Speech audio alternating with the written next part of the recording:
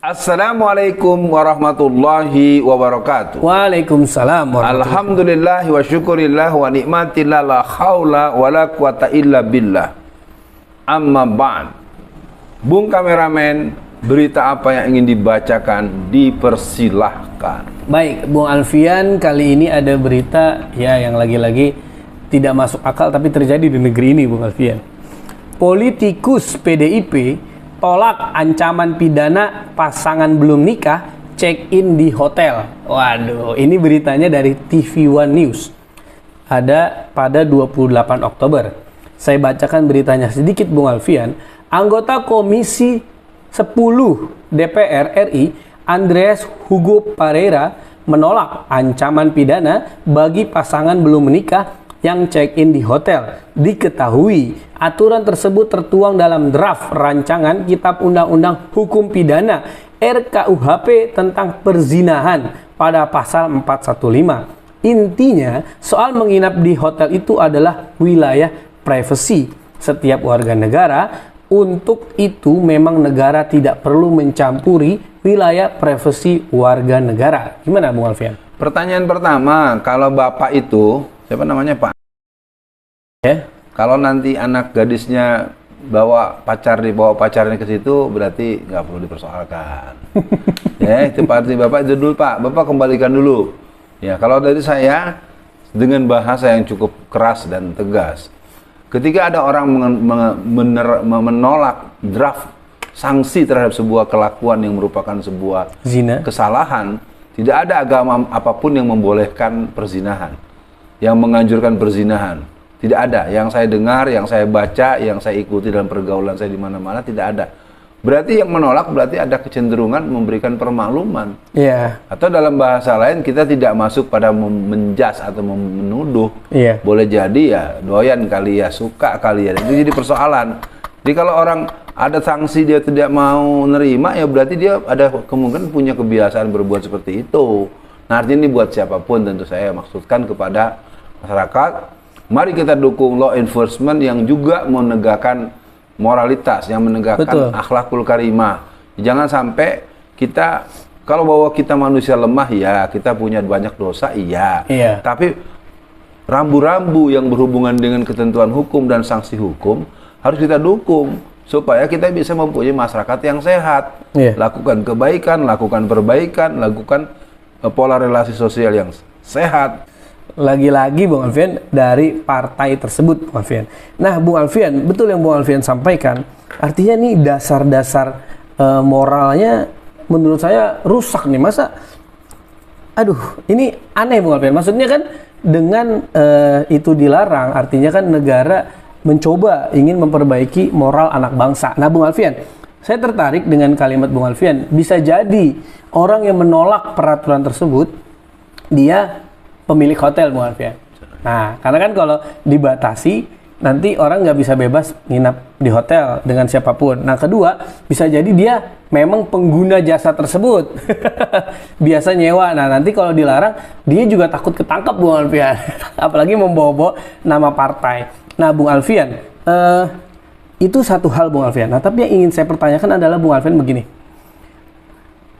Untuk itu, memang negara tidak perlu mencampuri wilayah privasi warga negara. Nah, ini Bung Alfian, kita diajak untuk tidak mengurusi privasi. Tapi, dosa berzina itu kan berapa radiasi dari tempat zina itu yang dibiarkan akan mengundang azab Allah. Nah, ini bagaimana? Karena Bung Alfian, kalimat ini sering digunakan, Bung Alfian, oleh para komika, oleh para artis, oleh para influencer untuk dia bicara di depan publik. Udah lu, makanya akhirnya Bung Alfian mungkin pernah dengar ketika orang ditanya agamanya apa, itu mah privasi gua, jangan ditanya-tanya. Nah, ini bagaimana Bung Alfian menghadapi kondisi seperti ini, Bung Alfian? Ya, sebuah kemampuan merangkai gagasan, merangkai situasi dan merangkai pertanyaan.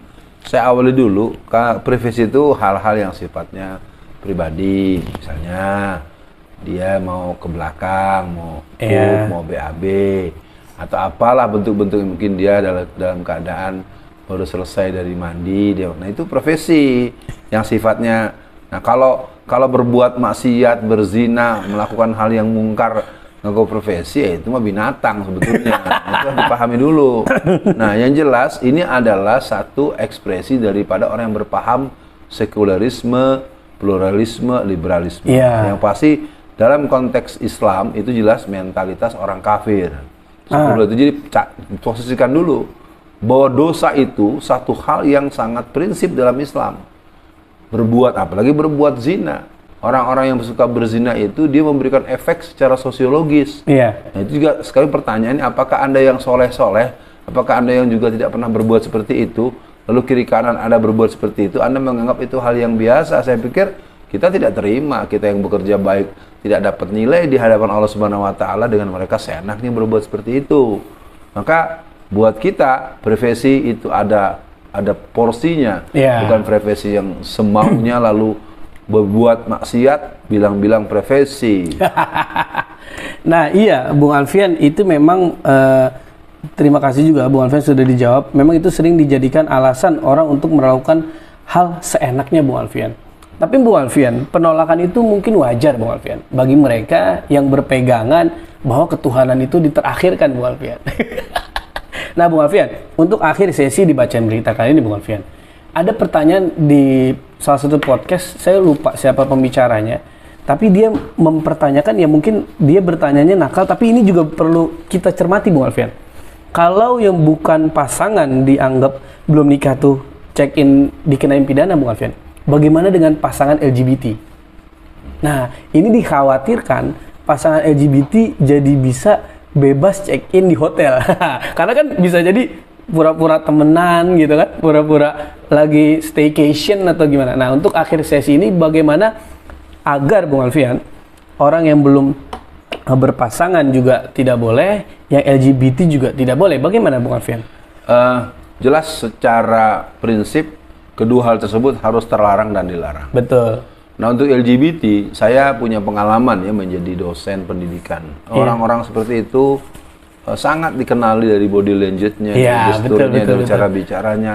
Ya katakanlah namanya orang mau ke hotel kan pesen kamar. Ketika kalau lalu si perempuannya laki-laki dengan laki-laki, itu berarti bisa terjadi ada sesuatu dan artinya para petugas pun itu bisa dibekali, dan saya yakin kepada siapapun saudara-saudara, LGBT merupakan kejahatan sepanjang sejarah.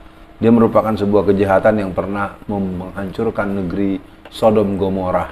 Semua kita tahu bahwa artinya buat Bung kameramen, apakah orang yang belum ada ikatan pernikahan, apakah orang yang berhubungan sejenis laki-laki maupun perempuan, dua-duanya secara perundang-undangan harus dilarang. Tidak ada cerita membolehkan orang berbuat bertentangan dengan yang Allah atur, karena dia nanti akan minta kepada Allah apa dan bagaimana urusan-urusan kemuliaan dunia dan akhiratnya. Sekian Bacaan Berita, kita jumpa di edisi berikutnya. Assalamualaikum warahmatullahi wabarakatuh. Waalaikumsalam warahmatullahi wabarakatuh.